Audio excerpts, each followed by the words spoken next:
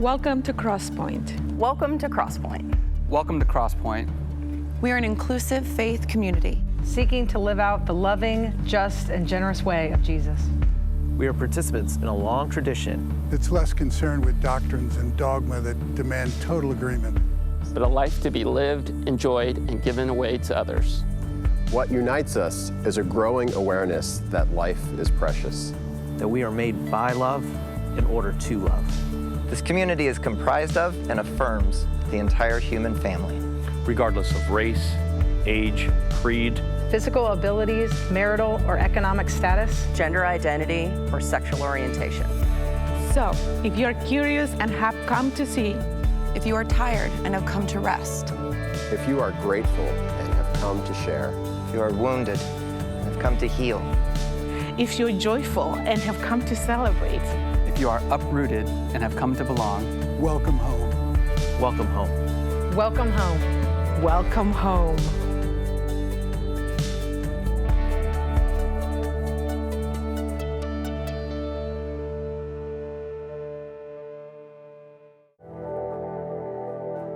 There are many ways we collaborate with each other to be the church we're called to be and to serve how we serve. And our contributing financially is one of the most important of those ways. If you want to help fund and sustain what we get to do together, go to crosspoint.org/contribute to see the many simple ways that you can do so. You can even text crosspointenc to 77977 to receive a link to get started now. Thank you for your partnership in the work we do together.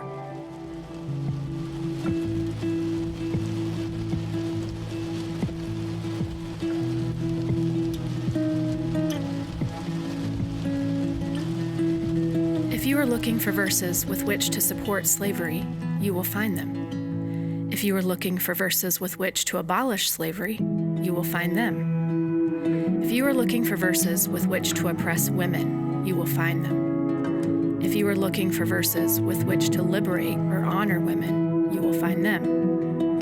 If you are looking for reasons to wage war, you will find them. If you are looking for reasons to promote peace, you will find them. If you are looking for an outdated, irrelevant, ancient text, you will find it. If you are looking for truth, believe me, you will find it.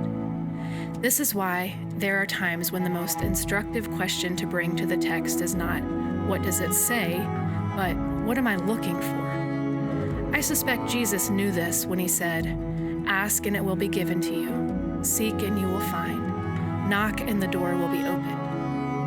If you want to do violence in this world, you will always find the weapons. If you want to heal, you will always find the balm.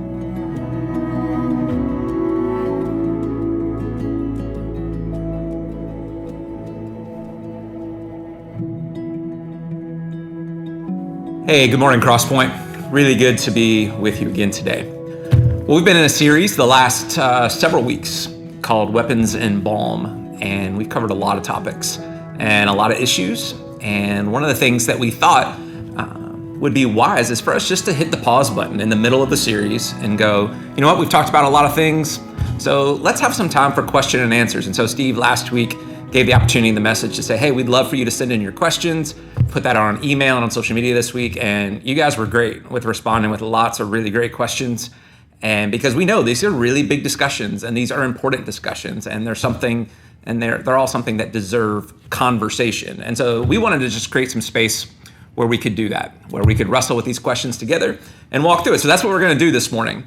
And just take some time, bounce around different ideas, and hopefully cover as many of the questions as we possibly can. So one of the questions that we got a couple different times up front was just on the idea of the timing of the series. Like, hey, why now? You know, why are we doing this right now in the middle of the pandemic with all sorts of other things going on? And it seems like there's a whole lot of information in a really short period of time that we're trying to address.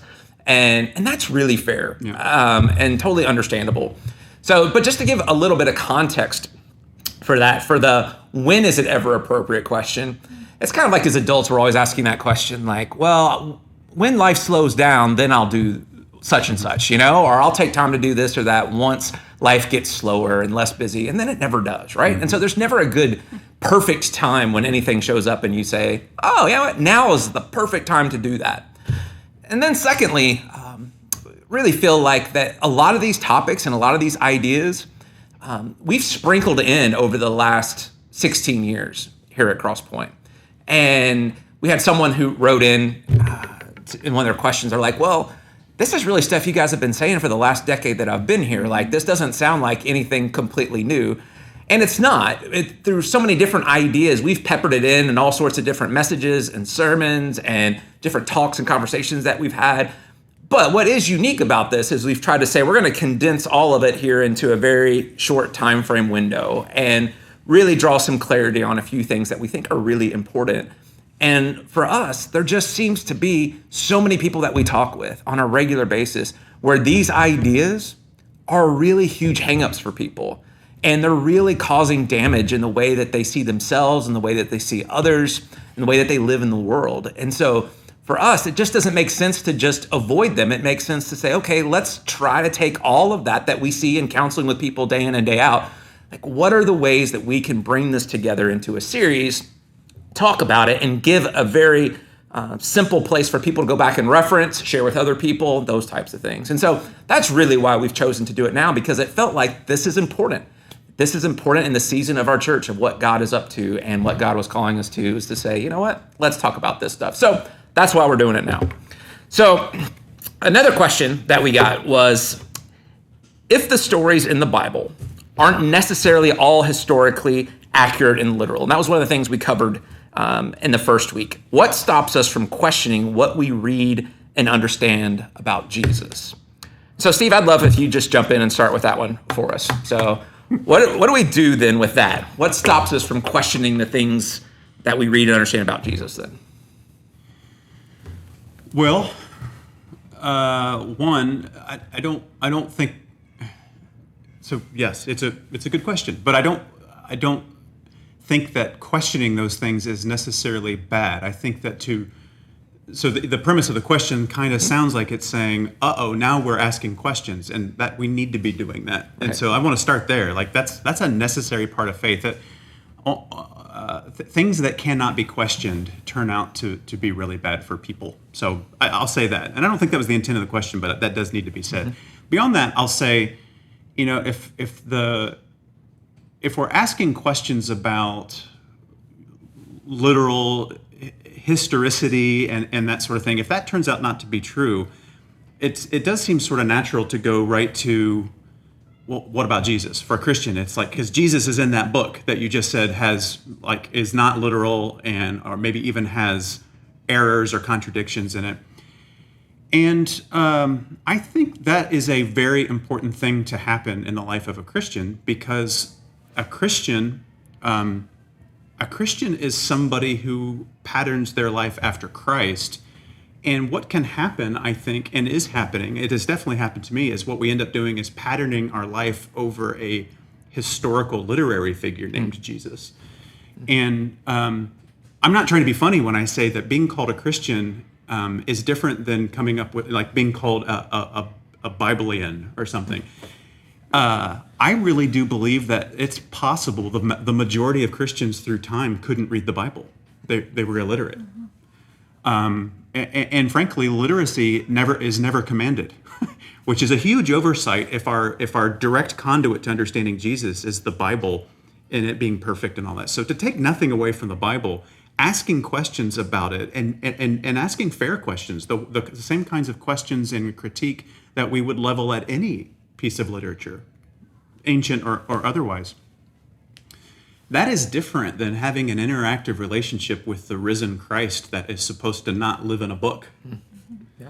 The risen Christ that we're supposed to be interacting with in His Spirit in the world, and so there's a lot I could say about all of those different those headlines that I just spit out. But that suspicion of, wait a minute, if this isn't true, do I have to throw Jesus out?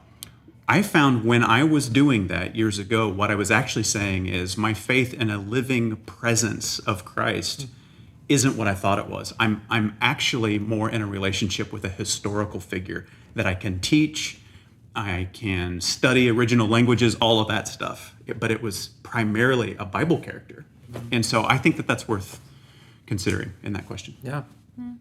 Yeah. I think what we do, we find ourselves having a relationship with the academic side of Christianity. Like it's that side of it versus, it's this experiential relationship with Christ. And so that it kind of exposes that in us when we wrestle with that question and go, oh, okay, yeah, what is my faith in? And what am I putting my faith in? Am I putting it in the Bible, or am I putting it in this living and active Christ and this spirit of Christ that I'm walking with currently? So, and I'll say too, like this, what I'm saying is actually in the Bible. Like Psalm 19 talks about the heavens declaring God's will and it pours forth speech, and it speaks in non-words. So, and then Paul in the beginning of Romans makes basically the same point as the song did. No, I think he's a little harsher with it, as he is with most things, but he says, you don't have any excuse. Like, you can walk outside and kind of if you pay attention, you can kind of get a sense. This all came from somewhere, and more specifically, someone. I'm paraphrasing the whole first chapter, but so that sort of transcends and supersedes what we find in the scriptures. We're supposed to have an embodied, present experience of the divine first. That's primary. So the Bible supports that. Yeah. And it's still ironic too, where we all go through this, but it's that idea that somehow talking about the Bible and talking about that there could be metaphor and story and legend or myth that has been carried forward in all sorts of different ways, specifically when we talk about like the Old Testament, but that we get hung up then and say, oh, what, that causes all these other questions, when Jesus himself used parables all the time as his primary teaching tool. Yeah. Jesus made up stories all the time in order to communicate his point. And yet somehow it starts to freak us out if we start to say, well, what if this story in the Old Testament is somehow a metaphor or a parable in some way? But yeah, this Jesus was doing all the time. And so, it's just funny how so many times it's our construct. It gets hung up and it starts to fall apart for us when it's like, no, it's okay. You can breathe through that. So Tears, I'd love to ask you this, because many of us have been brought up with this understanding that evangelism is the most important thing a Christian can do. And we got a lot of questions about this and this idea of sharing the good news so that less people go to hell and more people go to heaven. Like, that's how we're presented, as this is the most important thing. So as we looked at what Jesus actually says the good news is, people wrote basically this. I tried to sum up several questions here, but what then is the gospel we're supposed to share with others?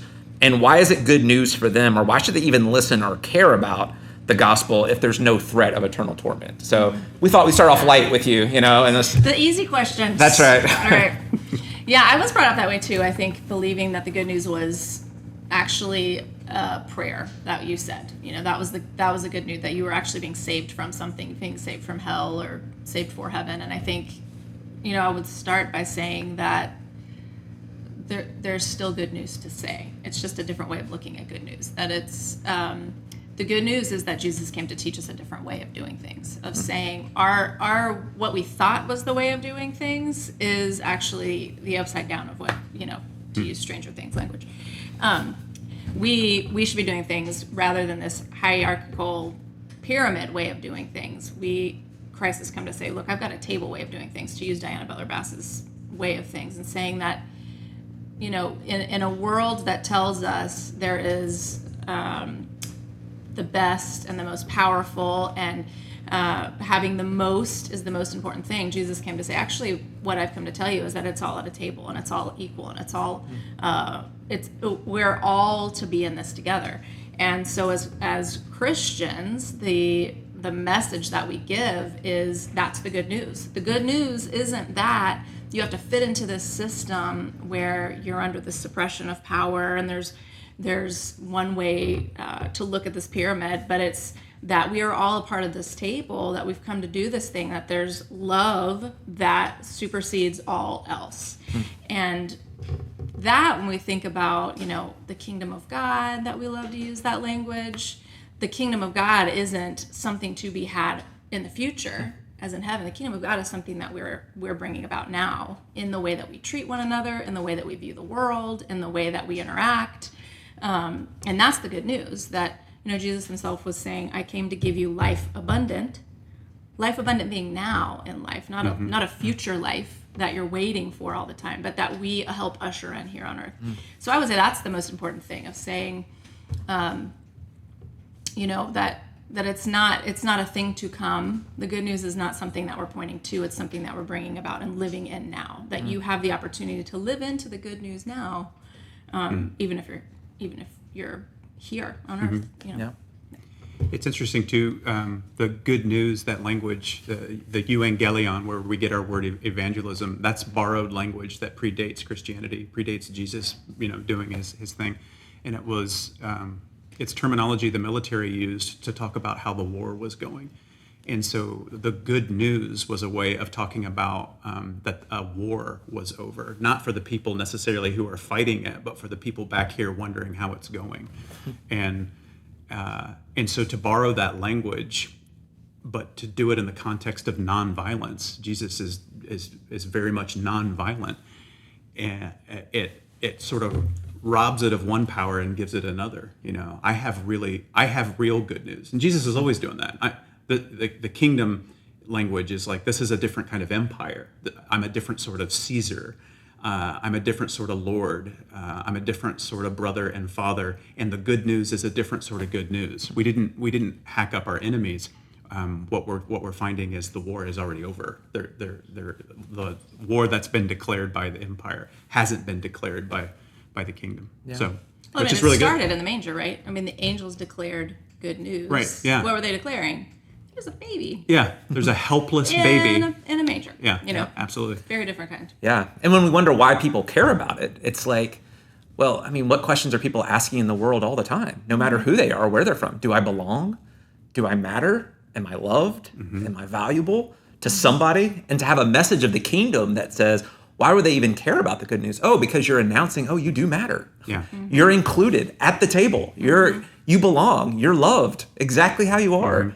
That is incredibly good and freeing news for the whole world. So I think people do care about that deeply. And that good news is very important to share. Can we live our lives in such a way where we're declaring you matter and you're loved and you're valuable and you're worthy, and to help stand up for people that are on the other side of systems that try to declare that they're not. Yeah. And so I think that's something very much worth giving our time and energy to. So I will say the ego hates the idea, and I have one of those. The ego hates the idea of it could be good news for everybody, because oftentimes, like, I sort of came up understanding that the good news was up against bad news. And if there was no bad news, then why is this good? If everybody gets dessert, if everybody gets a trophy, it undermines the value of my trophy. So the ego really does hate unconditional love. The ego really does hate a forgiveness that eventually gets everybody. And so that is some programming that I still have in my head. And I think it's one of the hangups that people will have with this, if they're just getting acquainted with it, is it's good not because it's better than awful. Right? Yeah. My wife is beautiful not because she's surrounded by what I would consider ugly people. She's beautiful all on her. What'd you say? Thanks a lot. No, that's not what that was. She is beautiful on her own, and to say that she can only be beautiful if I have somebody less attractive, that's a really low way of measuring and scaling. And so I don't think Jesus was offering us something better than awful. I think it's good. Yeah. Well, the good news is that whether the guys that get the money at the end of the day, their payment, right? The guy that showed up first thing in the morning and got paid, the guy that came halfway through the day, the guy that showed up 5 minutes before the day was over, all got paid the same thing. The good news is good news for all of those people. And the ego, like you're talking about, is the guy that came at, in the morning. I was like, that's not fair. Well, nobody said the good news was fair, Yeah. It's equal, Yeah, absolutely. All right, here's another question that we got. So if we've been brought up to believe that, quote, the truth is equivalent to every word in the Bible being inerrant, historically and scientifically accurate, then how would you define truth, and how do we figure out what is true? Great question. That is a great question.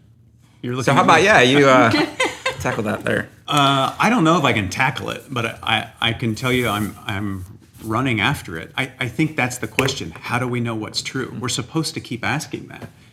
And I think if we say, "Oh, I figured out what's true," that oftentimes becomes a problematic place to be. So, and I know what I'm saying is not going to be popular with some because it's so abstract. But there's an entire study going back before Aristotle about truth, and knowledge. How would you know that you had the truth? Like so this is epistemology. Like how do you determine what is true, and how did you figure out how to know that it was true? These are ancient discussions. But what a lot of people of faith do is they say, I was told that this is true. And I talked about this a couple weeks ago. And then therefore I start to see things in terms of I have to prove that that's true. Not I'm trying to continue asking that question. How do we know what is true? And to keep asking that question. But now that I know the truth and my team has it cornered, now we defend it and we cast out anything that challenges it. So I don't know how to answer the question, how do we know is true? And you can make a lot of coin as a, teaching particular ways of doing that. I'm not educated. I don't know how to do that. All I know is we are part of a gigantic discussion that is asking the question of how we do that, how we would know if we had done it. So my point that I'm making is hold loosely your truth claims, because what you're probably holding on to in the first place is a belief. And belief is great, and belief is awful, and belief is inspiring, and belief gets people killed. And we don't even have to talk about opinions. Everybody's got opinions, but belief is like a ratcheted up, like I have chosen to live as though this were true.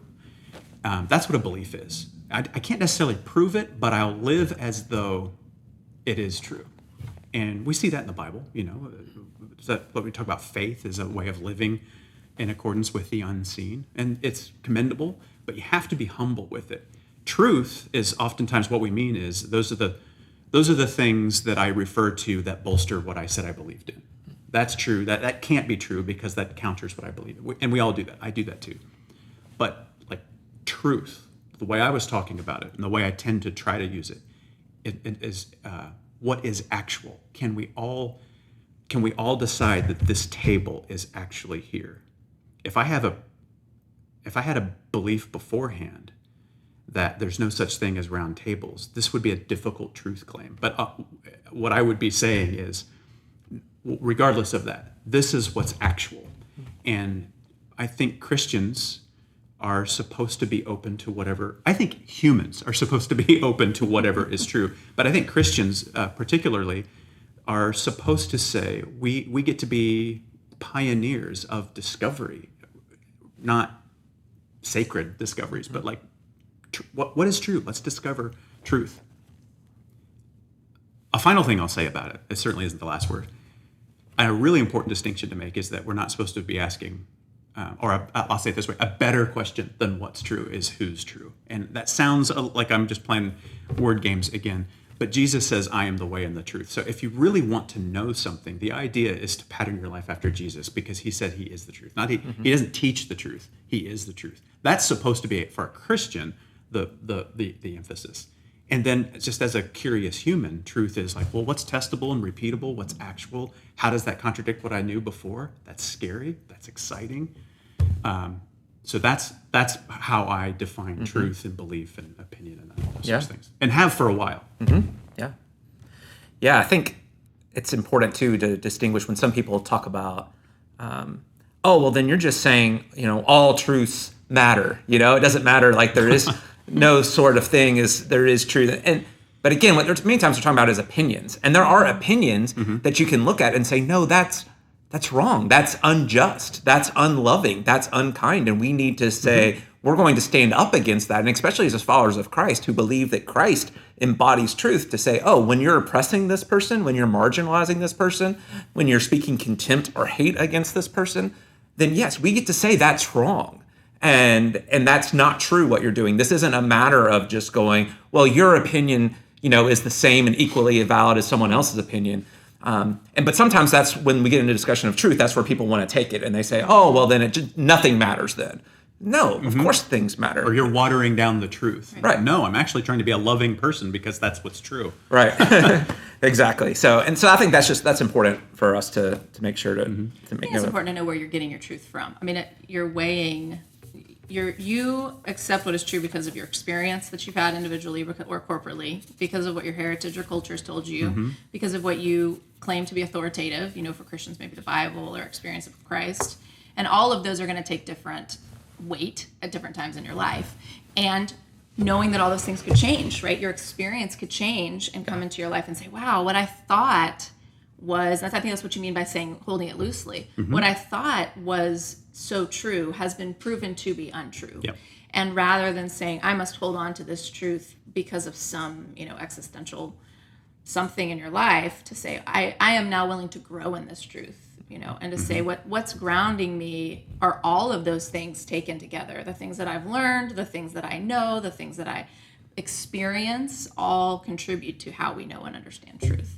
And just being aware of what is pushing and what part of that in you makes it so difficult to allow that truth to grow within you. What is it that's telling you shouldn't grow in that or let that go? Yeah, that's great. All right, here's another question, keeping it light. And so talking about... here we go. That's right. So can you discuss the times when Jesus talks about wailing and gnashing of teeth, or tells the story of the rich man and Lazarus, or the idea of the lake of fire in Revelation? So, Steve, I know you spent just, I think 2 weeks ago, kind of walked through a whole message and talking about hell specifically. So we'll start with you on this idea here. But yeah, so can you speak to some of those things? Because you said there was plenty of things we couldn't get to in that message. So these ideas... It was pretty exhaustive, I thought. Covered the whole thing. If you've got questions, you weren't listening. That's right. Covered all of hell. So what about when Jesus says wailing and gnashing of teeth, the story of the rich man and Lazarus, and the lake of fire in Revelation? Okay, so I am going to do an entire other thing on the rich man and Lazarus. I've gotten several questions about that, and it was the thing I hated the most to leave on the cutting room floor when I talked about hell. So... Which, in short, for people, is it's a parable Jesus tells, a story Jesus tells. Yes, about what seems apparent is some sort of hell realm. And so, and a lot of people, they'll say, hey, I track with all of that except for that story that Jesus tells. He seems to be warning us and telling us what it's like. So, spoiler alert, nope. But I'm going to talk about that. Am I going to regret saying we'll put a link in the description to that video? Or... Yeah, I'm going to regret that, aren't I? Anyway, it'll be available. That's right. We'll figure it out. It's right here. Just follow this link. All right, so that's one part. The lake of fire is in Revelation.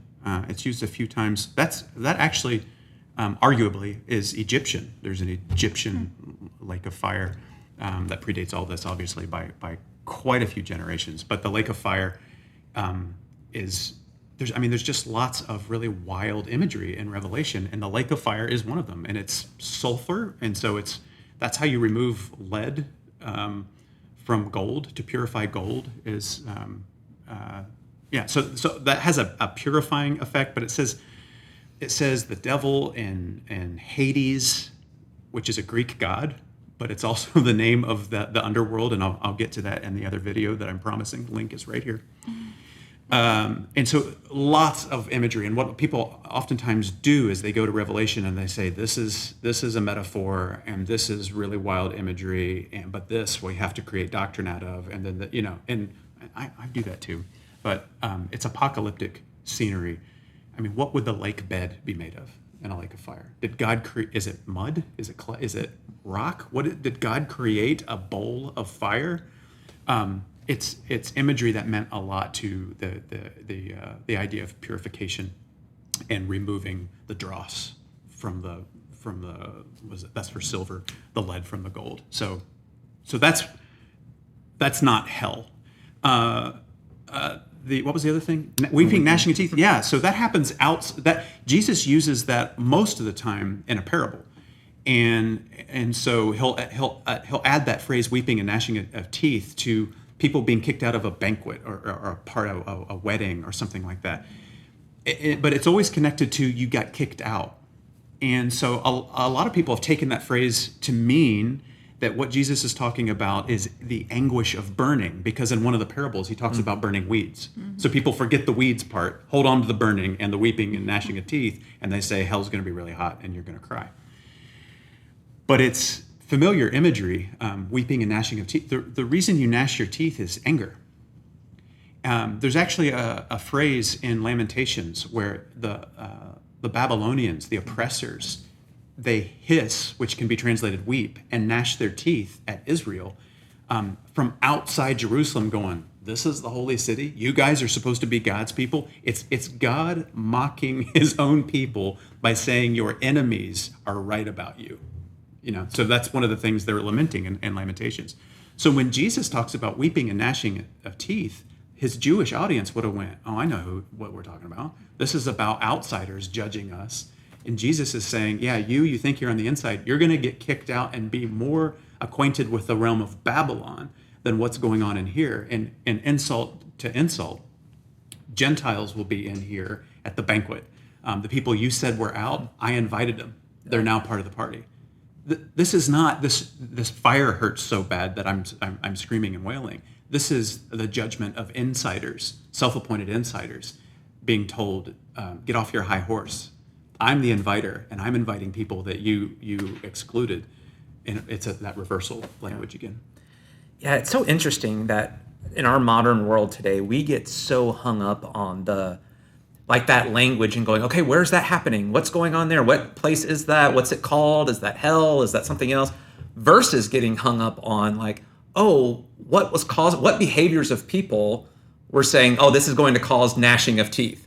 It's like, oh, the mistreatment of other people is what's doing that. The oppression of other people is what's doing that. You saying they're not included is doing that. But we don't want to pay attention to that because that causes us to reflect on ourselves. So instead, in the modern world, we focus on, well, what does this place mean over here? And where is it? And what does that look like? Versus the behaviors and actions that lead to those kinds of things. And so I just think those are much better questions for us to be wrestling with. All right, so let's build on that idea then, and let's talk about this. Another question that we got. So what about the idea of Satan, demons, and where they live if there's not a place of eternal torment? Because that was one of the things talked about taking off the table was eternal. Eternal. Yes. Yeah, it's popcorn you buy online. From KFC, yes. So if there's not a place of eternal conscious torment, so that was a question that we got. So what about this idea of Satan, demons? Where do they live if that doesn't exist? Yeah, they live on earth according to what the Bible says. So I've never met Satan. I don't believe I've ever seen a demon. Although as a youth minister, I did have a couple kids that I thought might be housing one or two. Which is actually a real story. I'm not trying to be funny. I'll tell that story sometime. But they live here with us. A lot of times, and you've been present when I've done this, to ask when somebody's talking about hell, I say, who runs hell? And they'll say the devil. And which is a very strange thing that happened in pop culture, because the Bible, Revelation specifically, paints these wild pictures. And one of them is that the devil is thrown into some sort of punishment, containment place. He's, in this story, the chief prisoner. But somehow pop culture, Christian pop culture, made him the warden of the prison. And that's fascinating, because then you get sort of this idea that God runs heaven, the devil runs hell. And do you remember the movie Oh God? Then Oh God, You Devil? George Burns, it's like these two people in tension, these two beings in almost equal tension. We know good guy is going to win because he's more powerful, but we're sort of caught in the middle. That's not what's happening, at least in the New Testament. Frankly, in the Jewish scriptures too. The oldest book in the Bible, Job. Hey Satan, where you been? This is my translation. Going back and forth on earth. He doesn't live in hell. Hell is a prison that, if you even just follow the chronology, if it were to exist, it doesn't exist yet. And if it does exist, it's empty because Judgment Day hasn't happened yet. If God is just, why would God put prisoners in prison before the court date? So, which is a whole conversation. And what is bail? How much is it? Right. So where do devils and Satan and all that, they live here. Then the question becomes like, well, why do they move through the earth and why do they do what they do? No one knows. There's really fascinating speculation, and Hollywood has had a field day with it. Just even the idea of inhabiting a human body. Why would these spirits want to do that? Well, it might be because they can weaponize us. That these bodies without proper guidance are weapons, or maybe it's, to experience pleasure of food and sex and everything else that they get. Who knows? But there isn't a realm where and people have written books lately about, I died and went to hell and it scared me straight. And so now I'm just, that didn't happen. And I'm telling that guy, if he's watching, you're lying. That did not happen. Yeah, you were having a dream. Right. You had some bad food. Maybe you didn't know you were lying, but no, of course not. These, lizards and scary bat things, and no. That is not what's being painted for us in the scriptures. And importantly, all bad guys think they're the good guys. So whatever Satan and the demons are, they're not off in a corner rubbing their hooves together and laughing maniacally, saying we're the villains. They would be ultra intelligent and ultra aware of what God is like. They must think that they're good. All bad guys think they're good. That's the problem with bad. And so for them to be, gargoyles living in a subterranean fire cave, trying to figure out how to, vandalize our stuff, that's just, it's really childish. Yeah. Well, I would add to that too, that anytime that you have Satan or Satan, right, in the Bible, it's more accurately translated as just evil, right? The evil. And I would argue that why do we need demons and Satan except to make an excuse for ourselves for the way that we behave, right? We do enough damage in the world. We ourselves are the demons and Satan, Satan, when we treat each other in horrible ways. So whether or not Satan and demons exist, we act like them. And a lot of times we say, the devil made me do it. There's demons in my, coffee or whatever. That's, I don't know. Hopefully that's not, a dark roast. Yes, it's a very dark roast. Somebody call Starbucks. But we do enough damage without having to invent Satan and demons. Yeah. We are that in the world. Yeah, that's so important. Yeah, we have this tendency to not want to take responsibility for our own lives and actions. We just do. And we want to push that off on somebody else because it makes us feel better about ourselves. And it makes a great movie. That's right. It does, yeah. But a lot of change happens and a lot of growth happens when you start to take responsibility for yourself and for your own actions. And that's what we call growing up and maturing. So, Well, say on that, Cheers, I'd like to pose this question to you that we got in lots of different ways too, where it's one of the questions that we hear a lot is, I can get on board with the idea of no eternal conscious torment, but what about people like Hitler? And so Hitler is usually the name that gets thrown out, right? But what about Hitler? But in more personal sense, for lots of people, the question comes up and we get, questions about this, but what about the person who abused me? What about the person who hurt me or wounded me as a child? And what happens to them after they die? And so I'm wondering if you could just shed some light for us on some of your thoughts about that. Yeah, that's a great question. And that's also, I think, an eternal question of that we wrestle with. And I think first we say there's nothing that we can say that makes, we would never try to say that that's okay. Like to ask you to say, well, just forgive the person that abused you. It's, that's how you move on. But that harm that Hitler or someone did to another person is always terrible and shouldn't happen in the world. But I think a different way of looking at it is, we've talked about this quite a bit, is the difference between looking at what we think of as justice, and thinking of justice we think about sometimes synonymous with punishment, and thinking about it differently as restorative justice and retributive justice, where retributive justice is saying, what was the law that was broken? What is the punishment that needs to happen? And restorative justice says, who was harmed because of this? And how do we bring healing about? And when you're looking at it that way, it transforms what you need to happen to that person.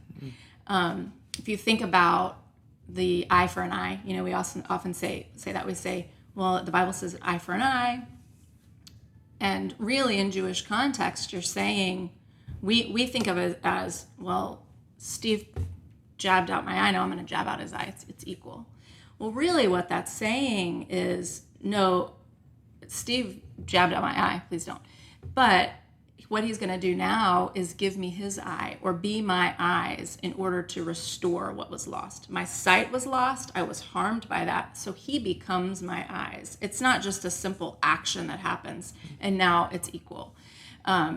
And so in that way, we are transforming the way that we're looking at it. We are no longer saying what's the punishment that has to happen, but almost like a cancer or a sickness in someone, the evil, the Satan, whatever, all these things we've been talking about that we have done to one another has to be transformed in order to restore that person. So I think it's nice for us to think about revenge, right? To say that person harmed me, I want there to be punishment. And if it's not today on earth, I want to see it for eternity. And rather than saying, God is so much bigger than saying, here's the crime, here's the punishment, that's the end. But what a bigger God to say, I'm able to transform this person who's caused so much harm. And not only, and through the transforming of that person, I'm also transforming the person that was harmed, and remaking that life. And I don't know how that happens. Right. I don't know what happens. I don't know how God does that. I don't think anybody does. We're faith leaders, but to say how God works in that way, I don't know.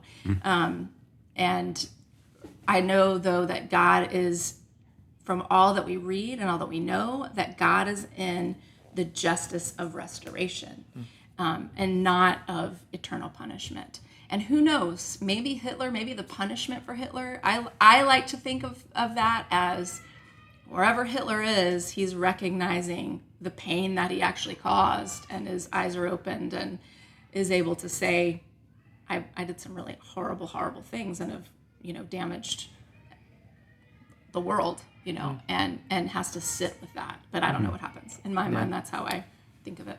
Yeah. You just blew my mind with the eye for an eye thing. That makes a lot of sense. Because I know about, like, what's it called? Lex talionis, like the, what it's saying is you can't exceed the crime. Like, so if you gouge out my eye, I can't take both of yours because that would exceed. So I've heard of that, but what you just said was just as beautiful in a restorative sense. So that's amazing. And also, I've never been treated, I've never been abused. I don't have somebody that I want to execute revenge on. I'm certainly not Jewish, and can't even imagine what it would be like to have that as part of my identity. When we say Hitler, we're saying the worst boogeyman in recent history. That's a totally different thing I cannot comprehend as a Jew. So I'm checking those boxes before I say, I sort of wonder if it's a more intense punishment, if it has to be punitive, for that man to wake up to what he did. Right.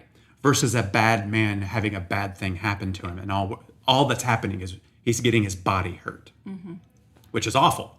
But when Paul says, don't return evil for evil, but return good for evil, and in doing so you heap burning coals on their head, I think what he was getting at is there's a worse punishment than bodily revenge, right. And it's seeing, and how purifying, but how hard that is. And anybody that has looked behind them after a long season of selfishness and seen relationships in their wake, and cut corners and all that stuff, and they go, what have I done? In that, kind of a Charles Dickens sort of way, that's way worse than I'm on fire.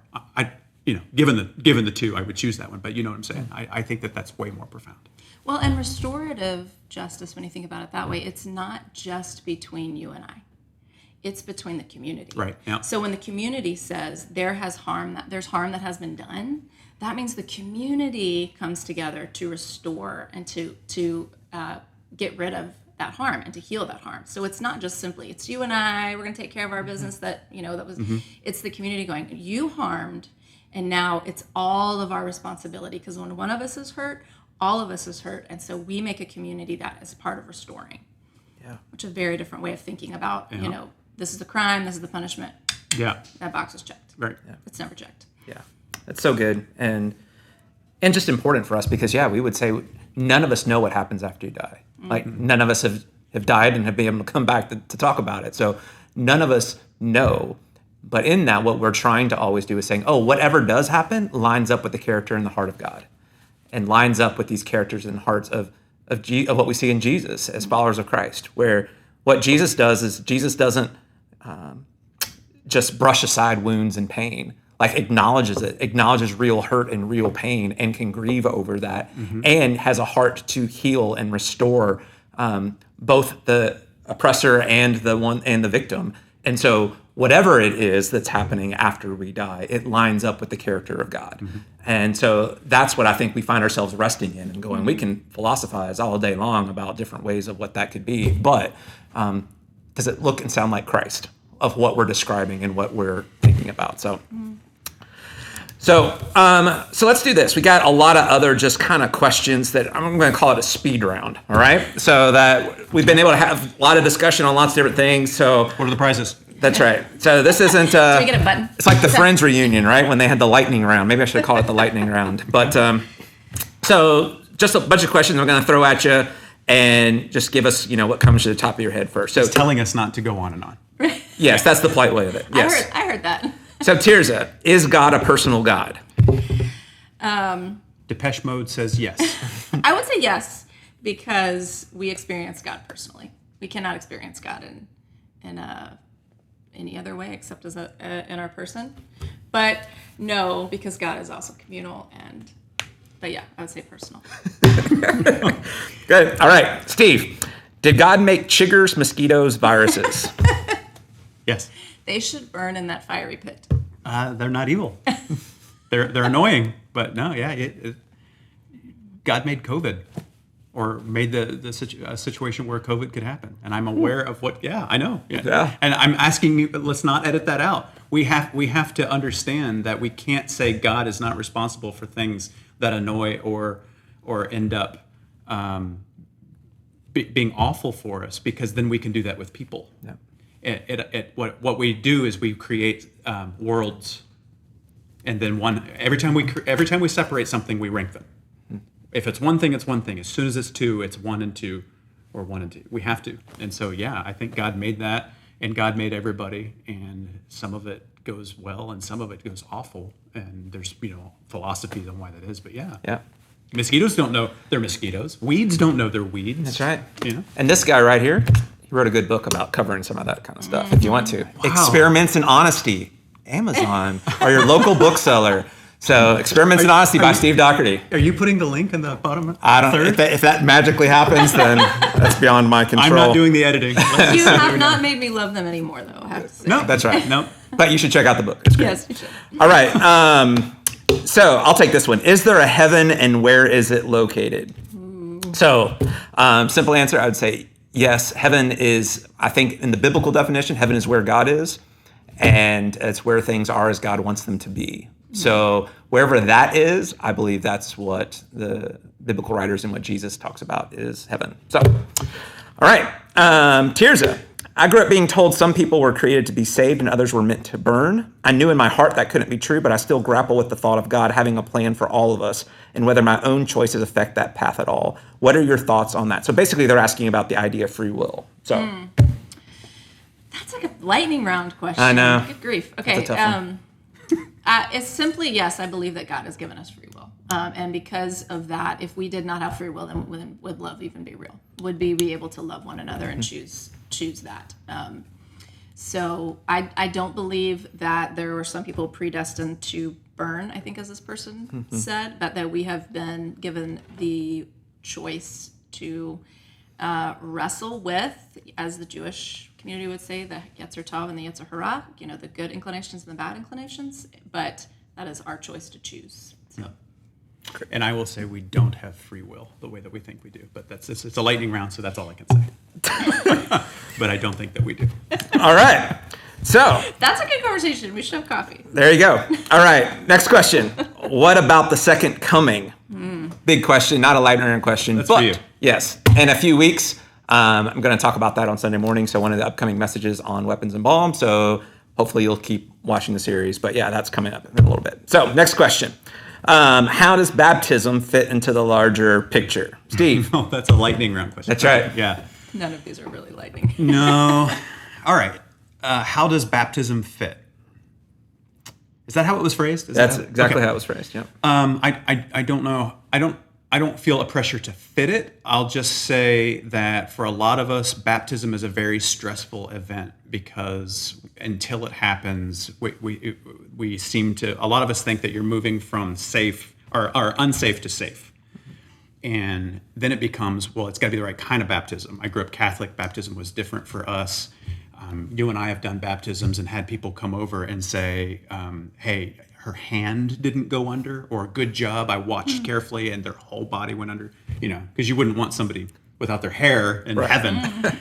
So that it's a really stressful thing based on the idea that if you don't get this right, you're going to be punished. So without the punishment, now we can return it, I think, and I'll speak in generalities, it's primarily Jewish, like our faith is. It's primarily a Jewish thing. They had several baptisms and they were graded, like all the way from sprinkling, if that's all you got access to, a muddy hole, if that's the best, all the way the best would be a river. That's called living water because it moves. But there were tons of them, and they're for purification.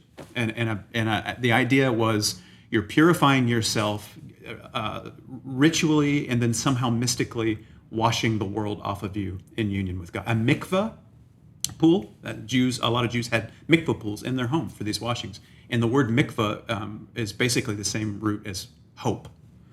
And it's also the same root word in Hebrew for binding yourself. And so what you're saying is, I'm attaching myself to God, hopefully trying to shed the world, purifying myself of the world. So when Christians say, be baptized, it's first Jewish, and they're hearing purifying yourself for the temple. Wait, now we're the temple. So we're like purifying the temple. It's a beautiful picture that had nothing to do with or else.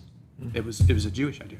But also the word, you'd be surprised to find most of the time in the New Testament when it says baptize, it doesn't mention water. And I think it's safe to assume water most of the time, but not always, because baptizo means to immerse, and we can immerse ourselves in work, and we can immerse ourselves in a relationship, we immerse ourselves in play or art. It had the same connotation then. So to be go and immerse them in the name of Father, Son, and Holy Spirit is like, go immerse them, dunk them into this way. He doesn't mention water. Of course, water is implied in all ways. But I think it's important for us all these years later, once you take the threat out, to say, I'm saying be immersed in Trinitarian community. Go live this way and be as united as Father, Son, and Holy Spirit, So I think it's a really beautiful picture once we take the anxiety back out of it. It didn't belong. Ding! I got it? And well, just in time. Like I was just going to call time on you. Okay, way, so, That was a heavy lightning storm. That was. So, great. Tirza, here's another one. What are your beliefs on spiritual warfare? That's a great question. I grew up reading a lot of Christian fiction where there was a lot of dualism happening, where there was the evil and the good and they were battling. So I would come back to the idea that we do a lot of damage ourselves. I don't know that we need demons, actual demons and Satan to have that happen. That being said, I am a believer in the paranormal and the things that we cannot see. So I can't rule out that there are those things because, but I believe very strongly that Christ has already won. So Christ has won. There's no battling happening. The battling is within ourselves and how we're going to act and how we're going to treat one another. That's great. Yeah. All warfare is spiritual. Ding. That's pretty all right. With bodily implications. So, Steve, so here's a broad church question someone asked. Is Crosspoint still most accurately defined as being a Christian church? No. Or is it something broader than that? Yeah, well, Christian church is an actual denomination, I would say. And so, but that's probably not how that person meant the question. Christian isn't an adjective.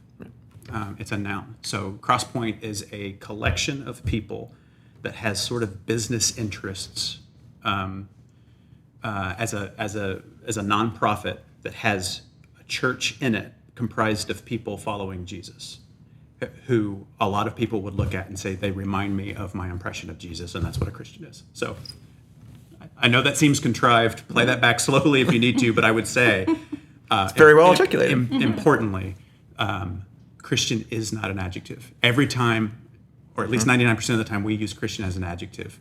We don't elevate it. We cause problems. Christian music, Christian science, Christian fiction. Christian fiction. Yeah, you're not helping the second word. Yeah. So great. So what is the most important priority in the kingdom of God? So answer that. Love. Ding. There we go. So we'll keep it simple. And then lastly, I love that someone asked this. So I'm going to ask each of us this because we don't often get asked this, but I think it's important. So how are the three of you doing faith-wise? So Tirza, let's start with you. How are you doing faith-wise? I'm going to take that question as how is my spiritual health, right? So I think I'm doing well.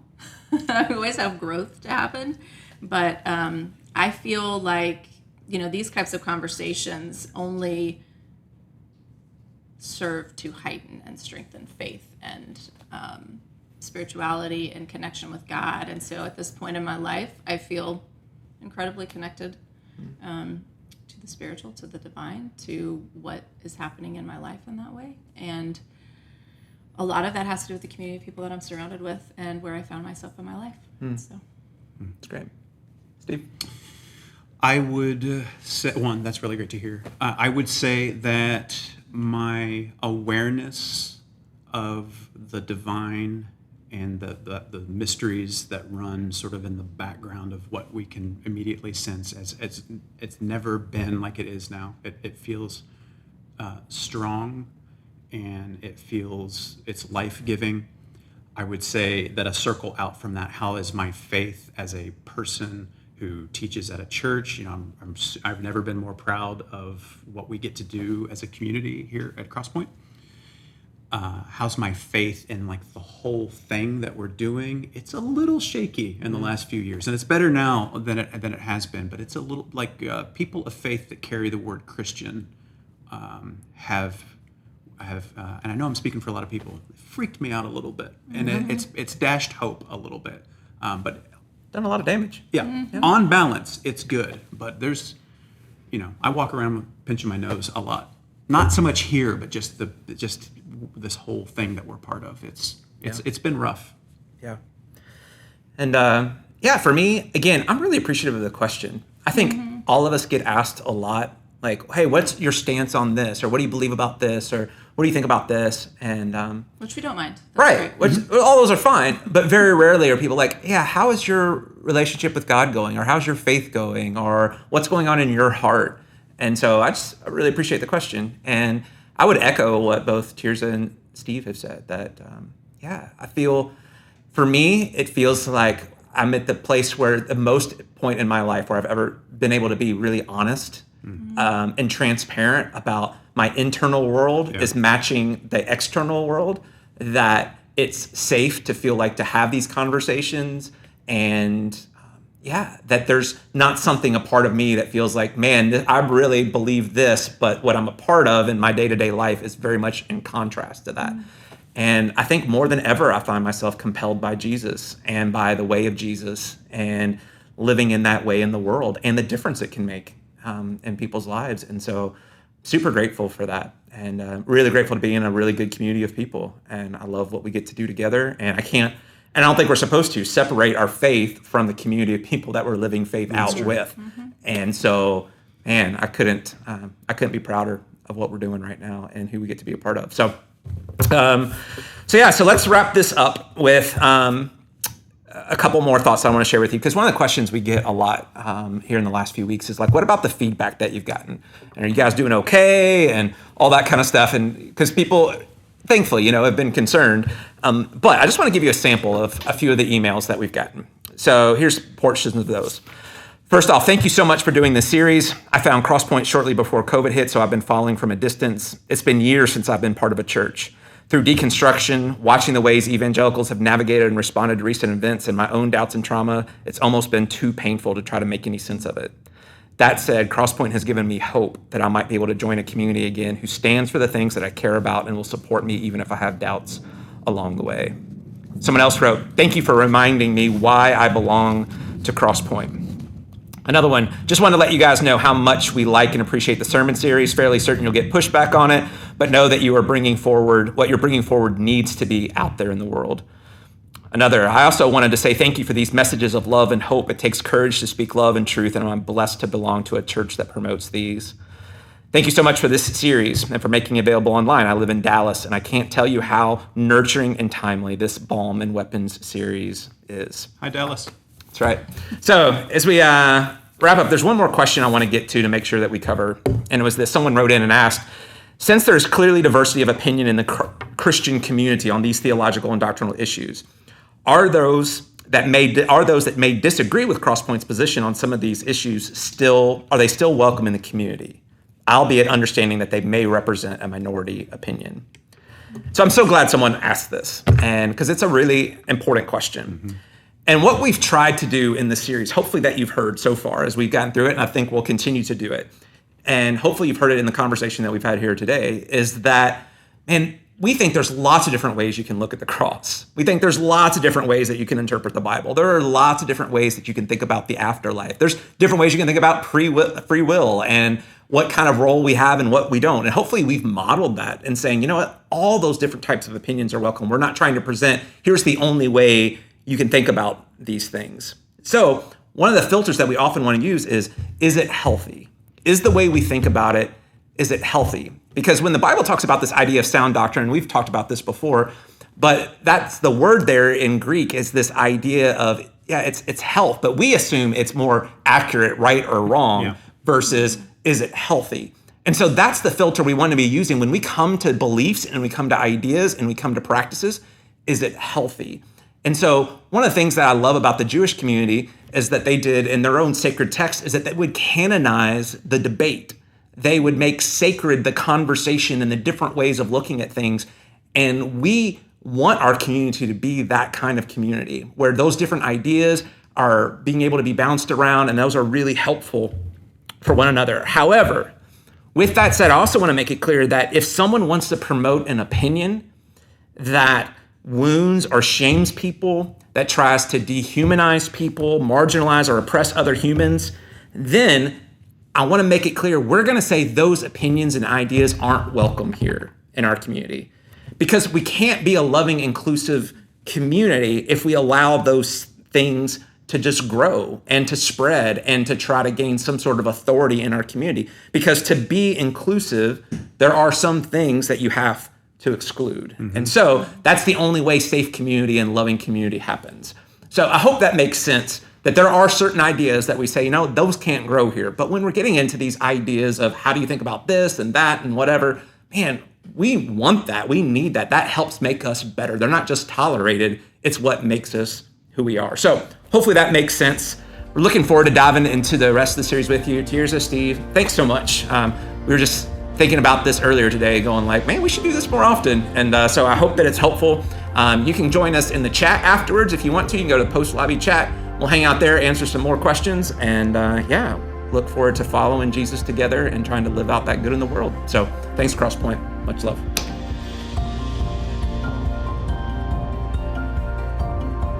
Thank you for joining us today, and welcome home.